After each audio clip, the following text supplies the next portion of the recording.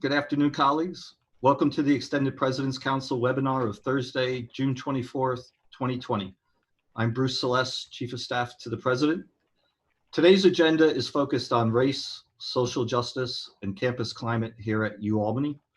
Thank you for joining us as we discuss these highly and rightfully charged topics, led by our Chief Diversity Officer, Tamara Miner. We'll be joined by our school and college deans, but we'll begin, at least initially, with a smaller Dean's Panel discussion led by Dean Jeanette Alteriba of the College of Arts and Sciences.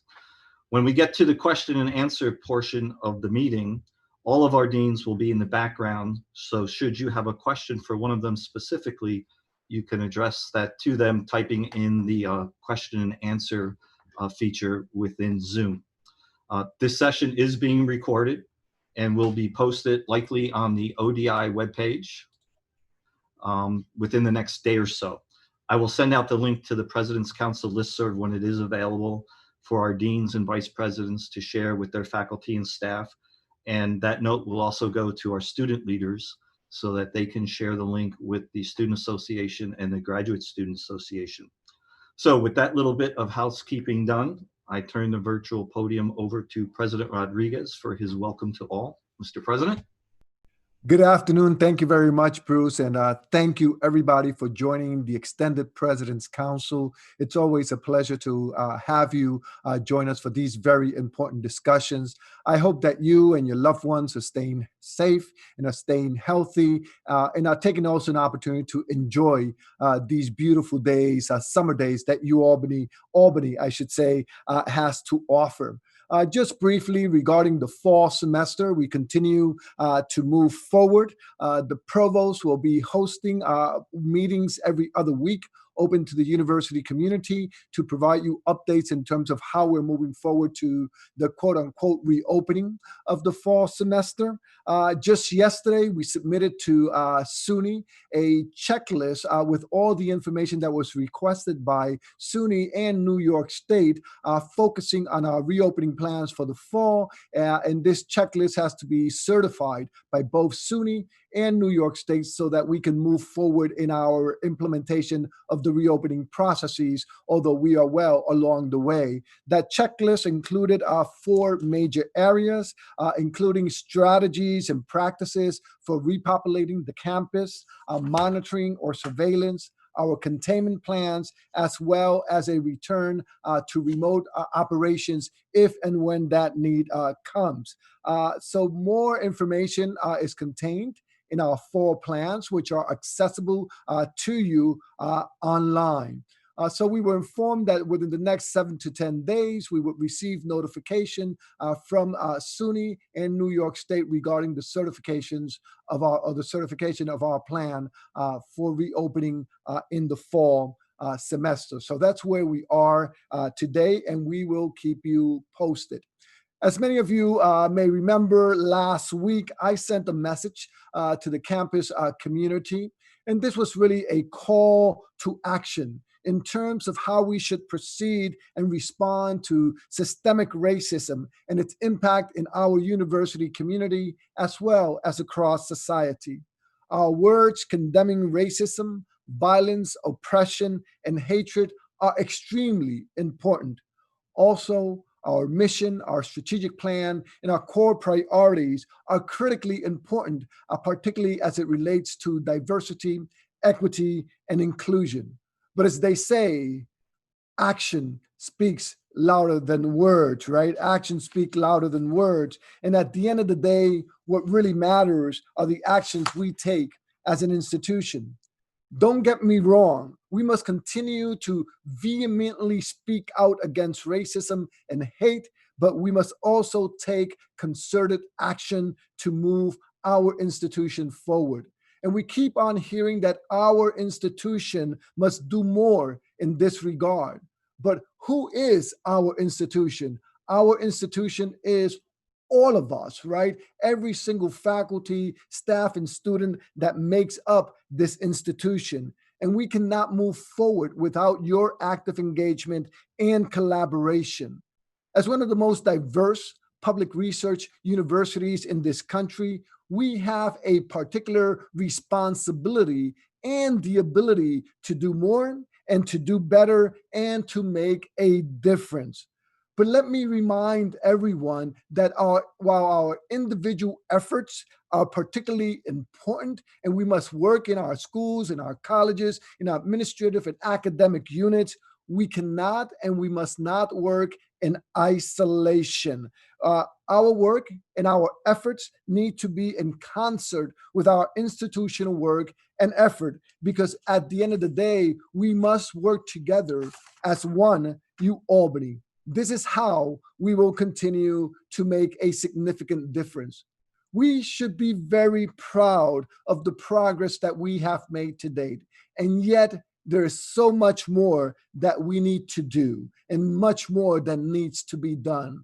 As one community working collaboratively, we will continue to move forward in a positive direction.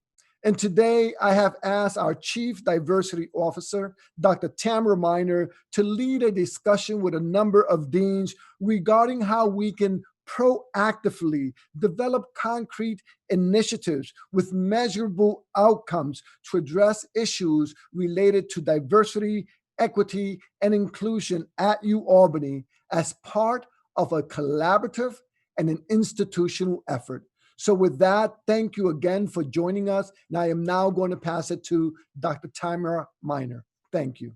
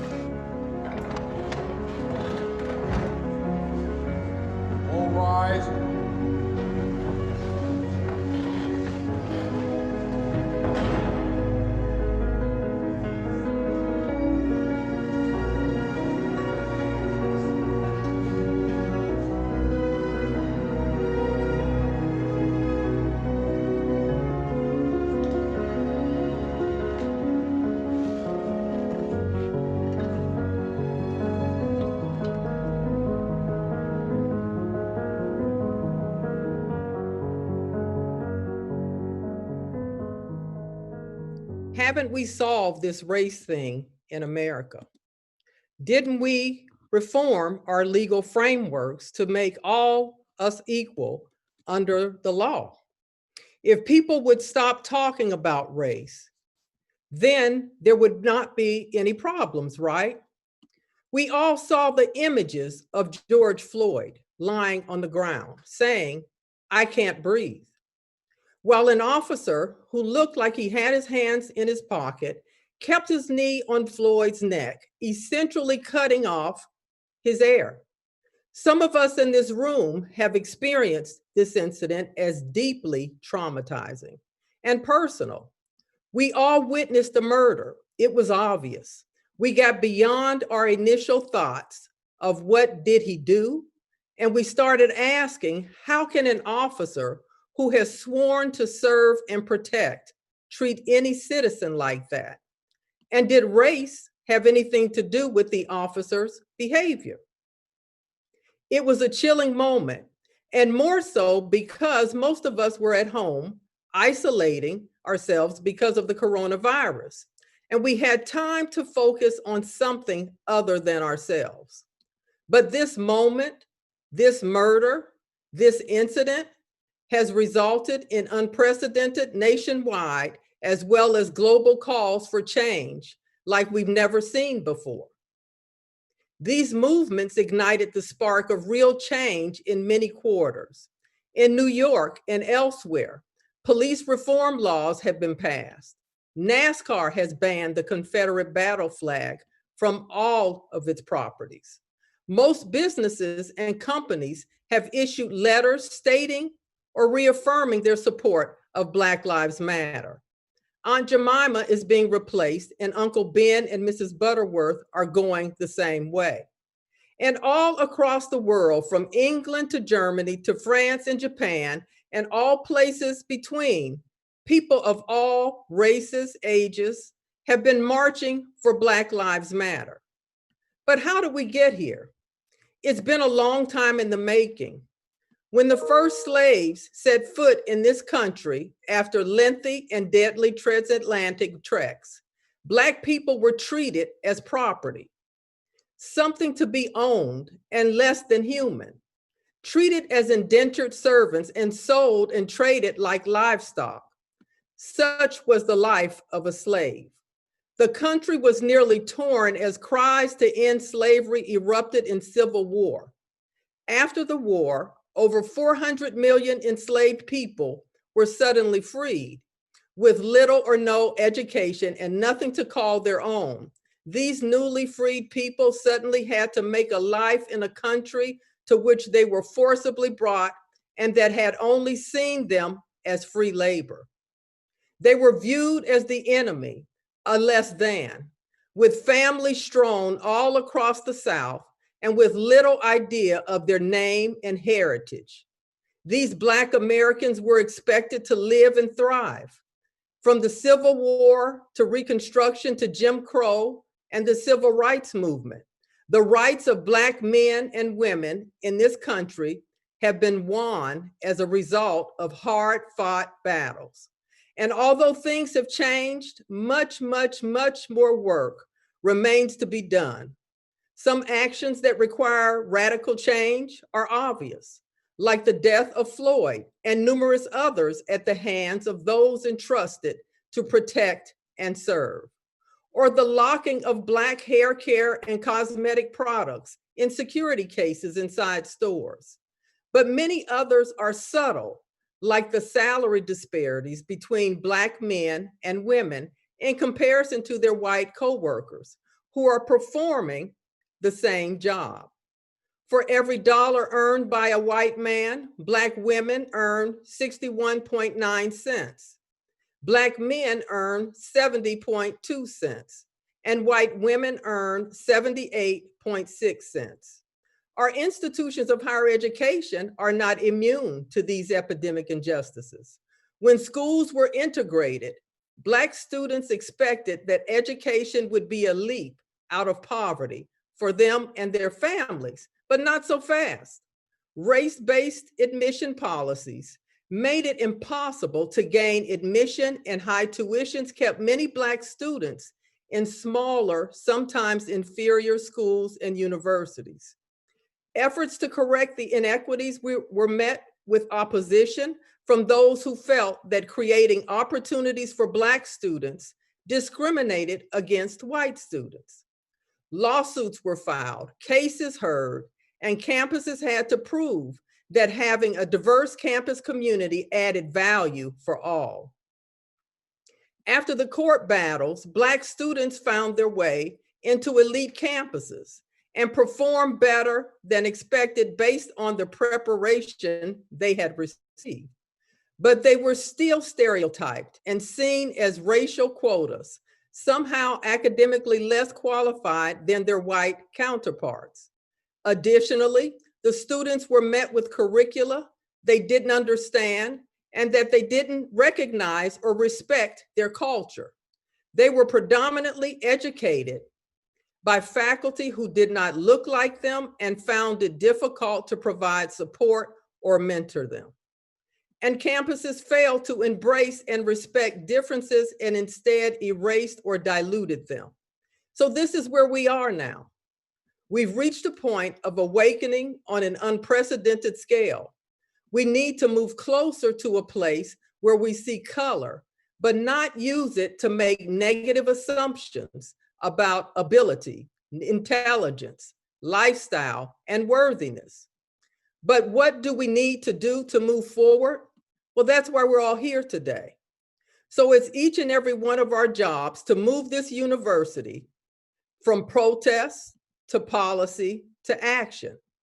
And we will all work together to combat unconscious bias that is deeply embedded in our thinking and may taint our attitudes towards the Black members of our university community. So we will create an environment that respects and values all students, regardless of race, gender, sexual orientation, language spoken, native land, region, or age, an environment in which all of our students can be successful and where UAlbany is a place that unleashes greatness for all. So thank you for being here today. I trust that you came ready to learn and work. And I know that collectively, we can make the kind of change here at UAlbany that will serve us all well so that we may become a model for other institutions to follow.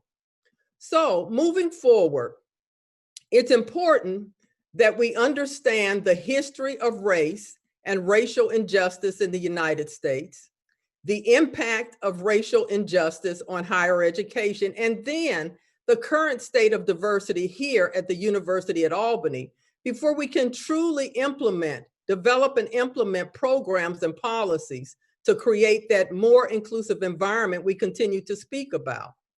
So at the beginning of fall semester, we as a UAlbany family will do so. In doing so, we will make resources available for you to review. And then we'll hold virtual facilitated dialogues facilitated by scholars in the area to unpack factors that create racial injustices. This information then will inform our efforts moving forward to think more critically and develop strategies around creating that more inclusive environment that we speak about. So before the semester starts, the fall semester, we're going to share with you information with regard to how you can go about participating with this very important effort. And I strongly encourage each and every one of you to participate. We will also deliver a series of ally trainings to the campus to support our ally building. So as indicated, this moment provides an opportunity for us all to contribute to the university's efforts to be the model for other institutions to follow. As an illustration of the work ahead, I have asked a few of our deans to share some of the opportunities for their respective colleges in this moment. An interim dean for the College of Arts and Sciences and my President's Council on Diversity and Inclusion co-chair, Dr. Jeanette Alteriba, will moderate the conversation. Dr. Alteriba. Thank you very much, Tamara, and good afternoon, everyone. Thank you for joining us here today. There are many conversations to be had. There are a lot of discussions that we have been having and that we will continue to have on many of these topics that are so important to all of us at the on the University at Albany campus, to all of us in our community. I am joined today by my fellow deans of the various colleges, schools, and the libraries. And you're going to hear in turn from each of them how they are starting to work on some of these issues and what their units are creating in terms of initiatives and programs. But more important, you're going to hear about their thoughts and their concepts related to these issues that we're dealing with today. I'm going to begin with three of our deans that are serving as a panel, and then we will hear from other members of the Dean's Council as well. I'd like to introduce to you Dr. Cara Rothmeyer, the Dean of the Rockefeller College of Public Affairs and Policy, Dr. Lynn Werner, Dean of the School of Social Welfare, and Dr. David Holdgrave, Dean of the School of Public Health. And in turn, each one of them is going to tell you a little bit more about what their areas have been concerned with and the ideas that they are working through. Let's begin with Dr. Rothmeyer, Dean of Rockefeller College. The floor is yours. Thank you. So thank you, Jeanette. wanted to talk just a little bit about the initiative that has been in the planning between the chairs of the two departments within the Rockefeller College, the senior executive director of the School of Criminal Justice, and our program directors. As we began to think about how best to address this moment, we really reflected on where do we most impact our students? Where do we touch our students most often? And that is through our core curriculum. So collectively, the senior leadership in the college has focused on building in each of the departments and in the school a process to review our core curriculum at each level. So at the undergraduate level, the master's level, and at the PhD level, to consider the way that we're addressing questions of diversity, inclusion, and equity across many dimensions of difference, whether that's race or ethnicity, gender, sexuality, disability, and other ways that people can be discriminated against within both our institution and in the broader society in which we live in. And the focus of that is really going to come down to looking at the required core courses that we offer in those areas. We're going to be doing this in phases, starting in both of our departments, looking at undergraduate curriculum, and then in the political science department, looking at a specific core course in the doctoral program, and then a set of core courses in the MPA. And the goal is to understand what are the perspectives, the themes, and the voices that we teach in those core curricula. Are we addressing all of what we think of as the best knowledge and information that needs to be part of what every student leaves this institution from our programs? What do they need to know? What are the skills that they need to know in this area? And then to have dialogues across the department over the course of the fall and parts of the spring semester that will lead to changes in the syllabi for those courses and ideas that are going to propagate through the rest of the programs. And in doing that, we're really thinking about trying to keep a balance between wanting to address these pressing issues and problems, and at the same time, also honoring our commitments to academic freedom and to each faculty member finding ways to teach this material that's comfortable and that fits the way that they teach and the way that they help to think about and do research in these areas, so that collectively when we get to next fall, the fall of 2021, we will have a new set and a new integrated curriculum and set of ways of approaching these issues that reflect all of the work that has come from the faculty and across the conversations over the course of a year. Thank you very much. Let me ask Dean Lynn Warner to please continue the conversation. Dean Warner. Sure. Thank you, Jeanette. Thank you, Carl, for giving that overview. And thank you all for joining us at this time. So as we think about this pivotal moment where we each are taking stock of our institutional mission and the tools that we have available to meet our goal-focused mission, not only for the university writ large, but for our own programs and professions that we're training our students to be effective leaders in. For us at the School of Social Welfare, it might be helpful to have just some very brief context to give you an understanding of what our starting point is, because our starting point is really also critical for us in terms of figuring out what are the choices we need to make now to best heed this university call to action and to be effective partners with you all in that. As you may know, we have a doctoral program, a small bachelor's program, but the majority of our students are in our MSW program. Our faculty and students are guided by a professional code of ethics, and our accredited curriculum is aimed at developing a range of competencies. And two of those competencies are incredibly important for us in everything that we do, and they're very relevant for today's discussion and for the challenges in our society right now. One is to engage diversity and difference in practice, and the other is to advance human rights and social, economic, and environmental justice.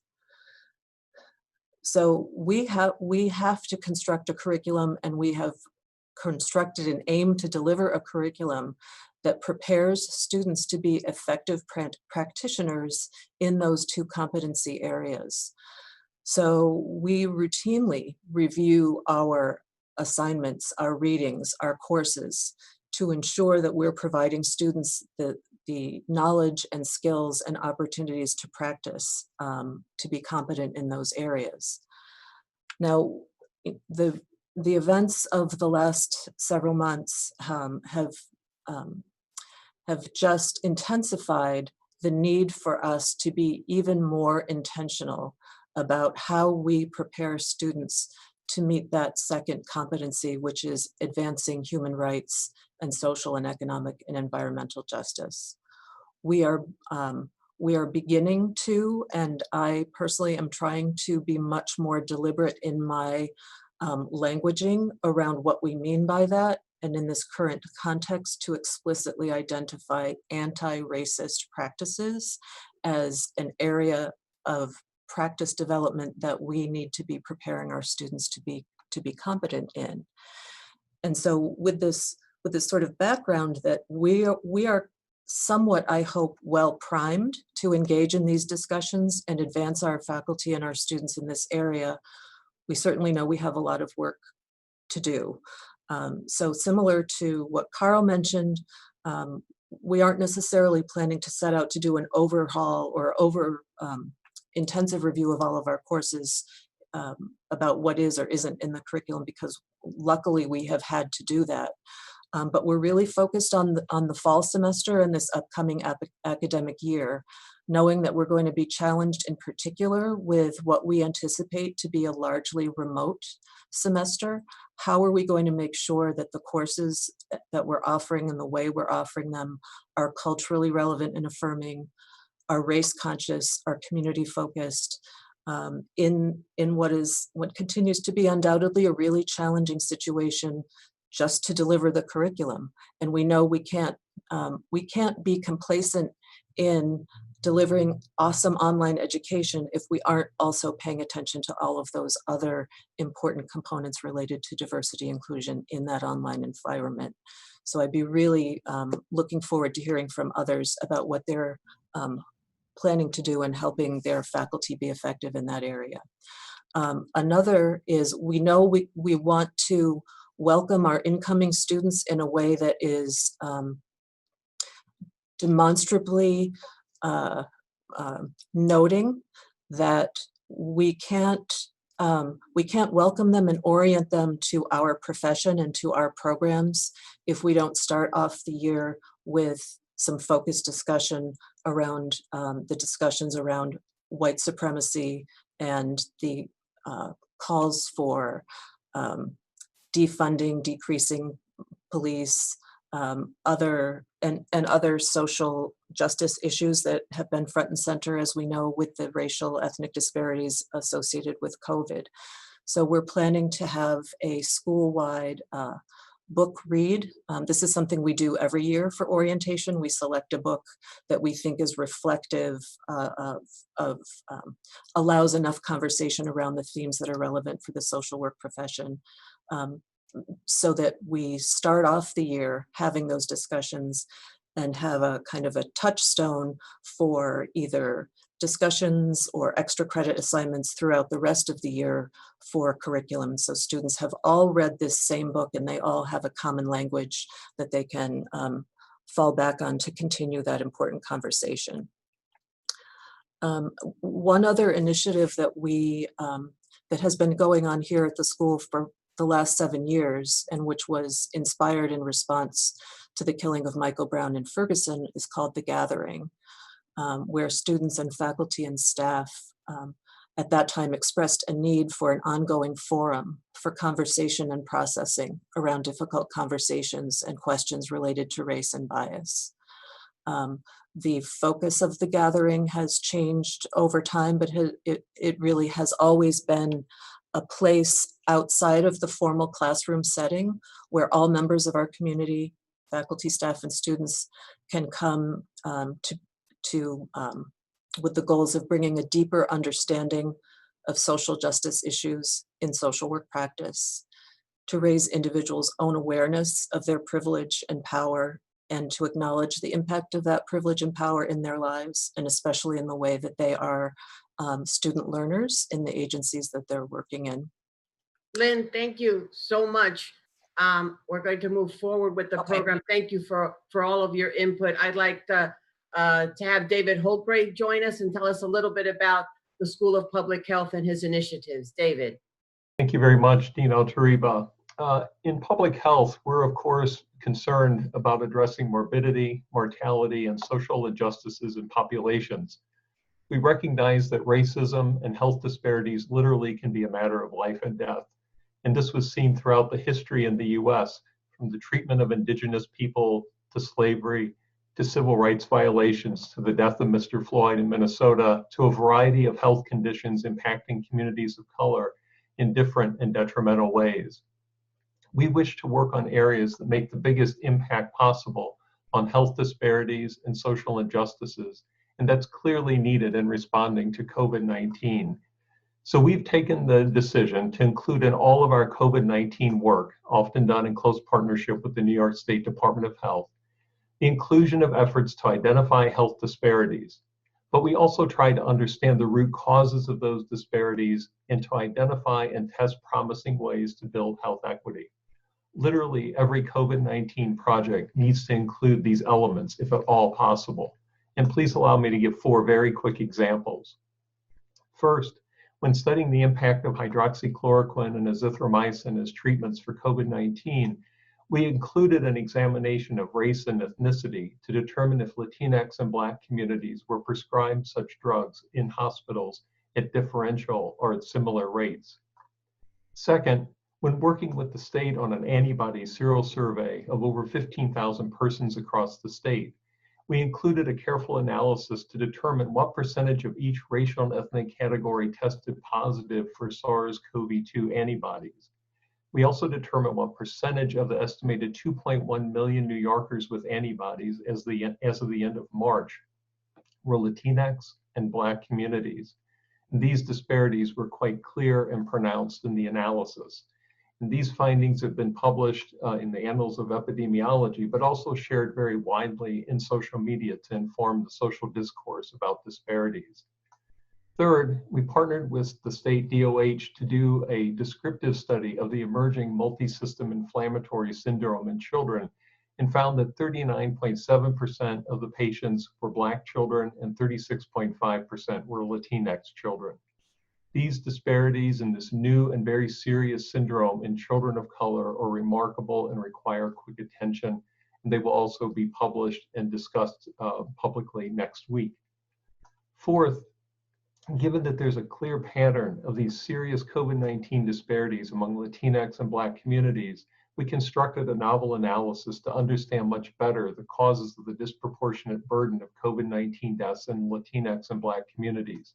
In particular, we sought to determine if these disparities are epidemiologically due to differences in course of illness after hospitalization, differences in hospitalization rates, difference in diagnostic rates, or differences in SARS-CoV-2 infections. And what we found is that the fatality disparities seen in Latinx communities relative to white communities is largely due to differences in infection rates, and policies and programs that address Latinx disparities would do well to truly inform upstream factors that lead to infections in the first place, factors like challenges for social distancing in frontline essential service occupations, dense housing situations and unstable housing, lack of multilingual medical and social services, and systemic discrimination. The fatality disparities in Black communities appear to be due both to differences in infections and also hospitalizations. Therefore, all the factors I just mentioned above are important, as are underlying differences in health conditions such as diabetes, cardiovascular disease, and chronic lung disease, as these conditions are also associated with poor outcomes in COVID-19 clinical cases. Further, the root social causes that lead to these disparities must be addressed, and urgently so. We hope all these projects will make some contribution as well to the President's work at the request of the Governor to address racial and ethnic disparities in COVID-19. There are many ways in which faculty, students, and staff in SPH and across the university are discussing and addressing issues of race, racism, and health disparities. These, for examples, are but a few of the many possible. I offer them today as illustrations that in COVID-19, lives are literally at stake, especially in Latinx and Black communities. And we must urgently do all that we can as a university community in partnership with others, such as DOH, community-based organizations, and Black churches, to address these injustices. Truly, as the American Public Health Association has said, racism is a public health crisis. Thank you for the participation today, and I look forward to the comments and the rest of the discussion. I'd like to thank our three deans for joining us today as part of this panel. Setting the stage for us are their comments on how all of these issues impact public affairs and policy, social welfare, and public health. So these are very important areas that all of these factors are going to be featured in and be of importance. I had the opportunity to speak with our panelists earlier and to summarize a bit of the discussion that we had. Dean Holtgrave was very clear to underscore the notion that there are so many new opportunities to apply these notions of inequities, disparities, diversity in every aspect of what occurs through the public health, whether it's research, service, or teaching.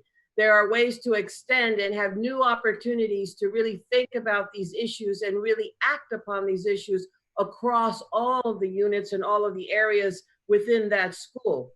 Dean Rothmeyer, Public Affairs and Policy, underscored for us how a lot of the work that he's doing requires joint efforts and how important it has been to bring people together, to bring the entire college together to work on these issues, to work on them in the curriculum, to work on them in a co-curricular fashion. The joint efforts are always important.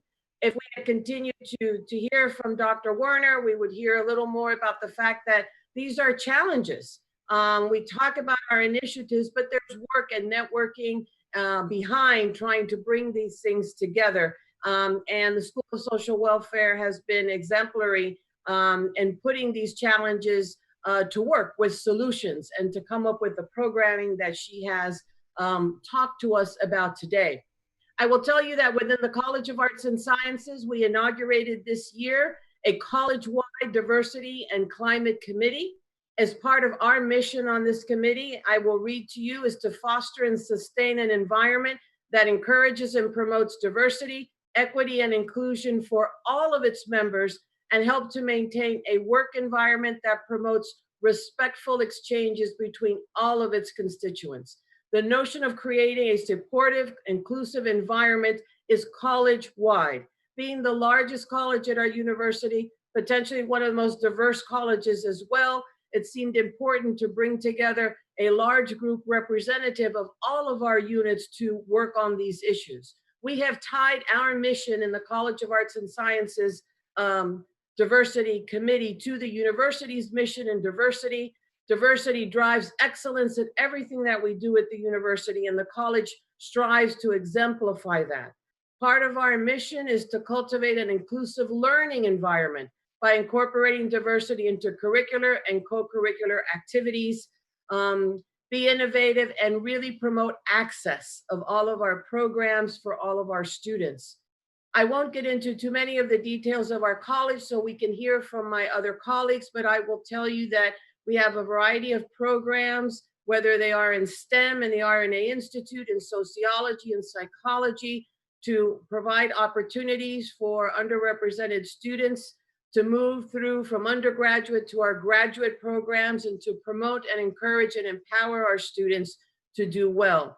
I can talk to you about many of the opportunities in terms of programming for our students over the summer, undergraduate research, but I will tell you that beyond the curricular is what's happening in terms of the conversations that we are having with our students and what we're learning about their life environment, their development, their challenges in their families.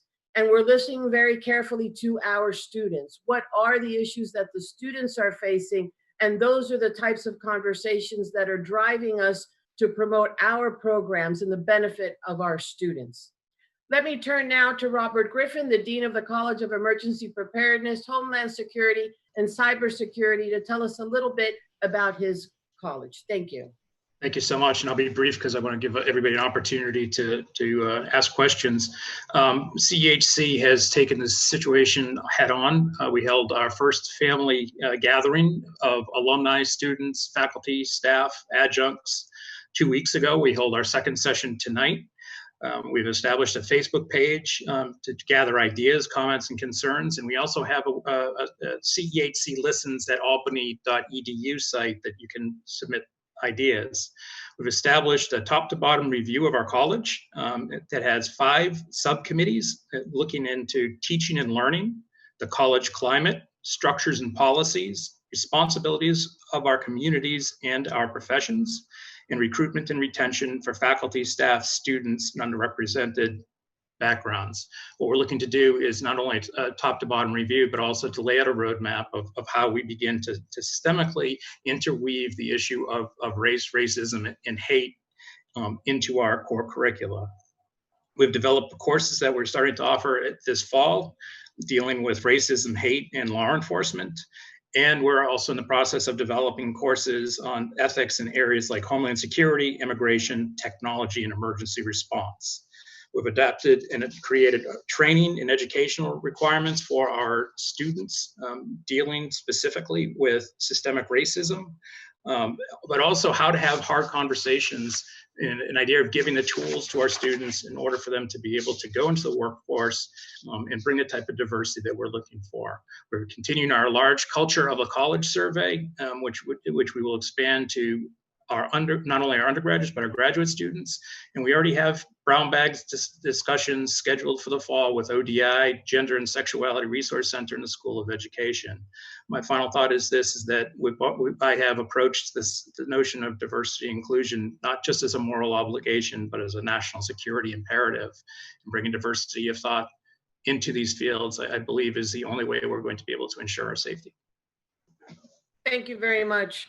I'd like to turn to Dean Boyer, Dean of the College of Engineering and Applied Sciences, for a few words. Kim? Thank you, Jeanette. I would say a couple of things. One is we have a very active climate committee, and they recently hosted a very nice workshop with Tamara's able assistance on diversity and inclusion in the engineering sciences that was extraordinarily successful. But more generally, we have a fall seminar that is taught by yours truly it's basically introduction for all the freshmen, okay? And a key part of it is to help them see how engineering is connected to the world at large. It's not just a bunch of nerds with equations and so forth, that there's actually a human component to this. And in particular, we want all of our students, but particularly those from groups underrepresented in engineering, which of course would be those of, ethnically underrepresented as well as women in our case. We want them to feel they have a home. And if they don't feel that they have a home in the discipline early on, you will lose them. They won't wait until they're juniors or seniors to decide that engineering is not for them. They're going to decide that fairly quickly. And that's a big part of what we want to accomplish, because we think that's the piece of the problem that we can address.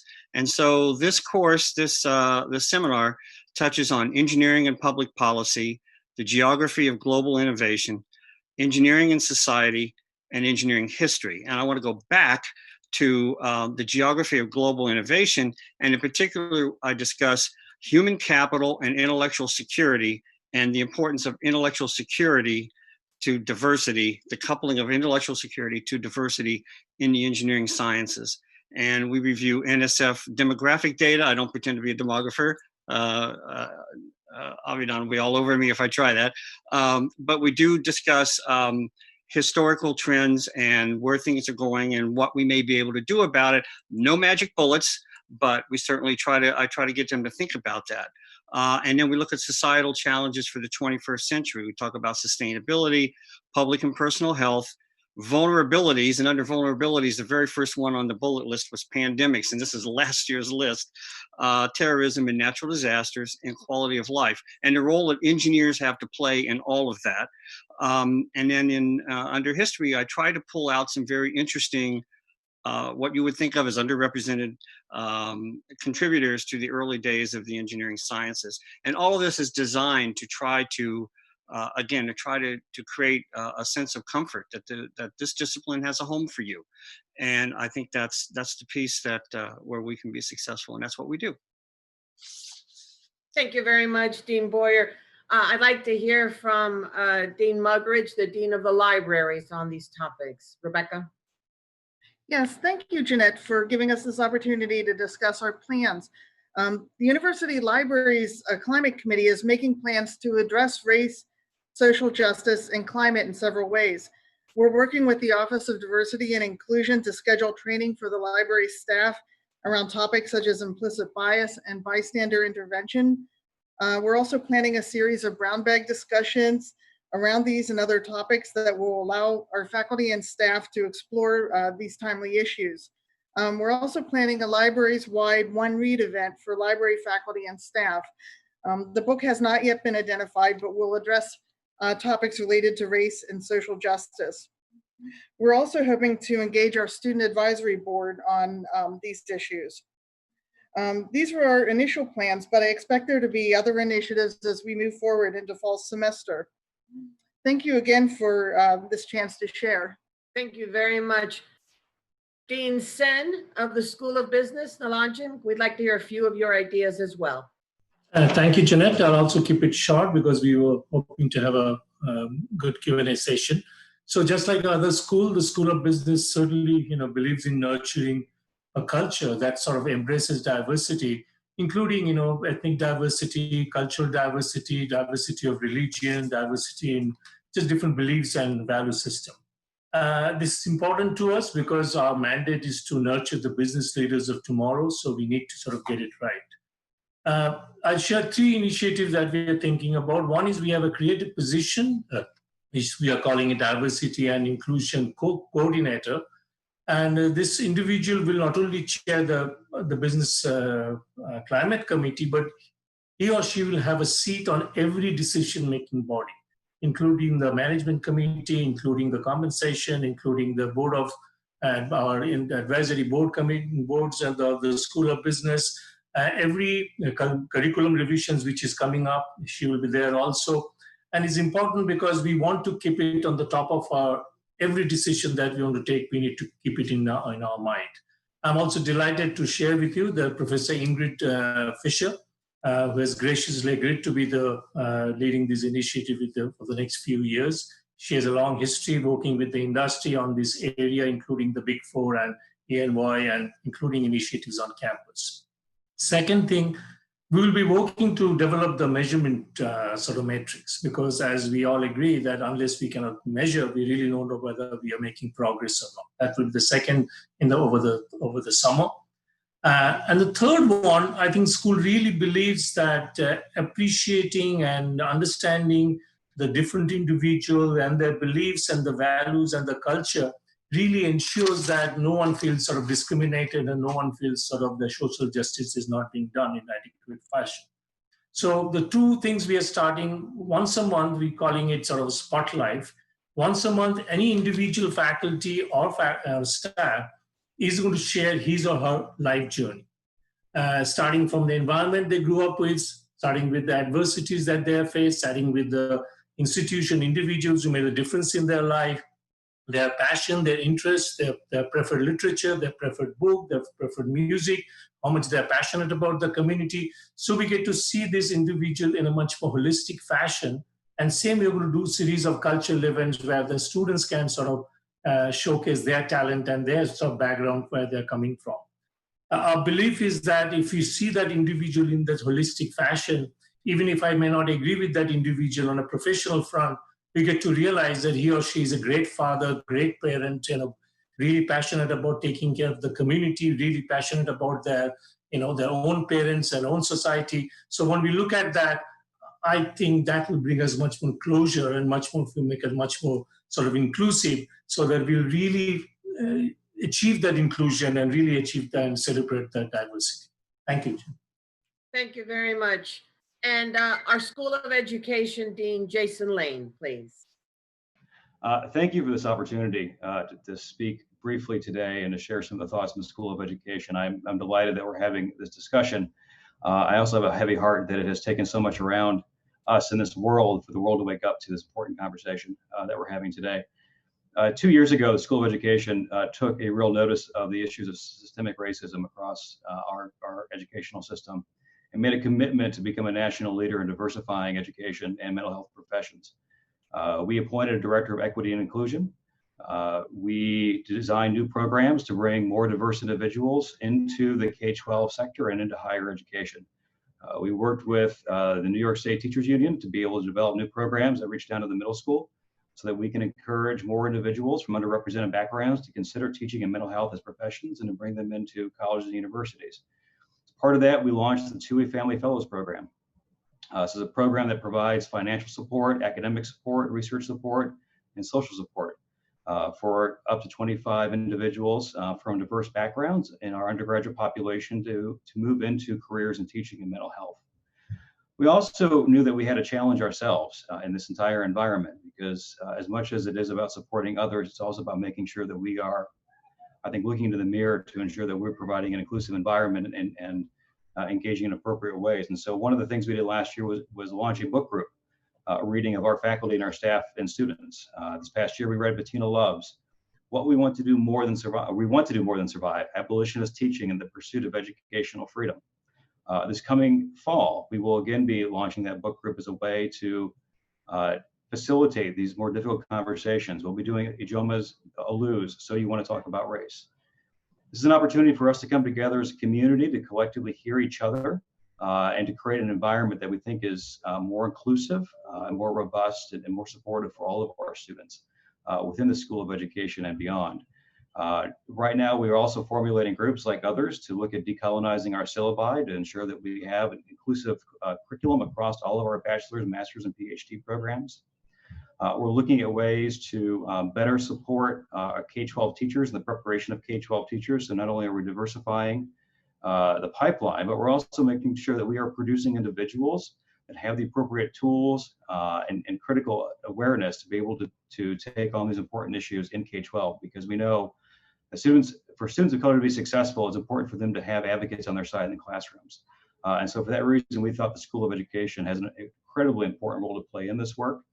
We've been doing it for 2 years, I'm proud to say, and we are going to continue to push forward in this moment to ensure that we are a leader in taking on this important work and moving the world forward toward a more inclusive vision. So thank you for this time, and I'll turn it back now to Deanna Tariba.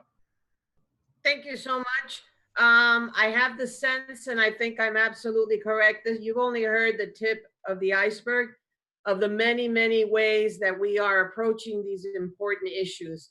Let me turn things back over to Bruce, who will walk us through to the next part of our presentations today. Bruce. Great, thank you, Jeanette. Great discussion, great initiatives.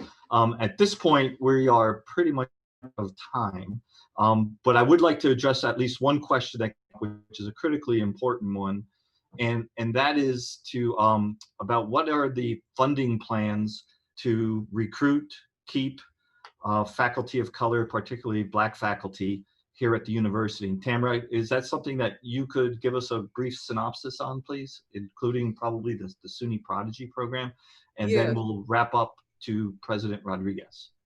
Yes, so SUNY has a SUNY-wide initiative to help support SUNY institutions with diversifying our faculty in terms of underrepresented faculty, as well as women in STEM.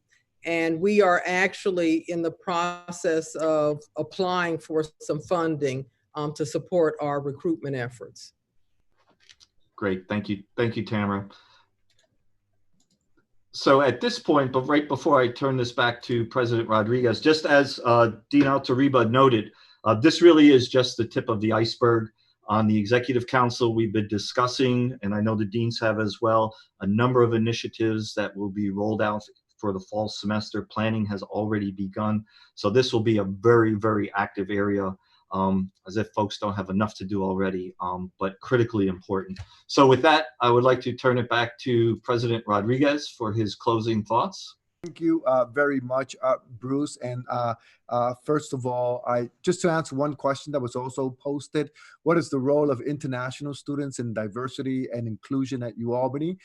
It is critically important. So critical that it is one of our 5 core priorities.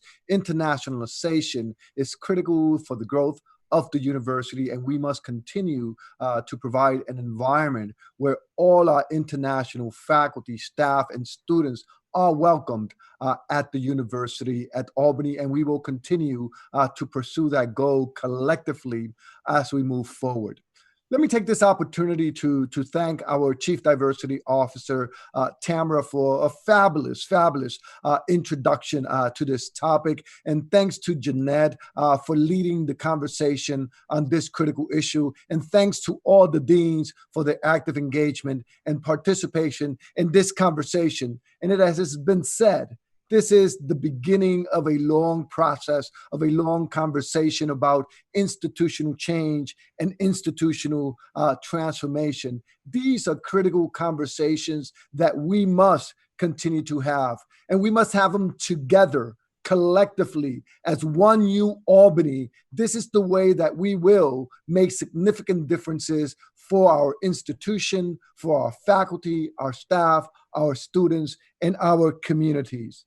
And I just want to remind everyone that our words will be measured by our actions, that our words will be measured by our actions. And we need systematic change. Systemic change is imperative in what we're doing here at the University at Albany. So this is indeed a call to action for the University at Albany, which is composed of faculty, staff, students, alumni, and community members. We need to work together and collectively to continue to make a difference for UAlbany, for the communities, for our country, and for our world.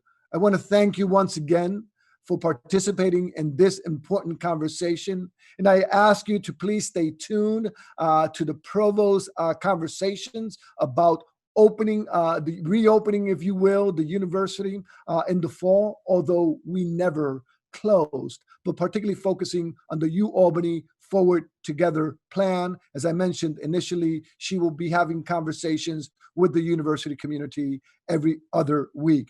Again, thank you for joining us this afternoon. And as always, please stay safe, stay healthy, and stay engaged. Muchísimas gracias. And we'll see you next time. Goodbye.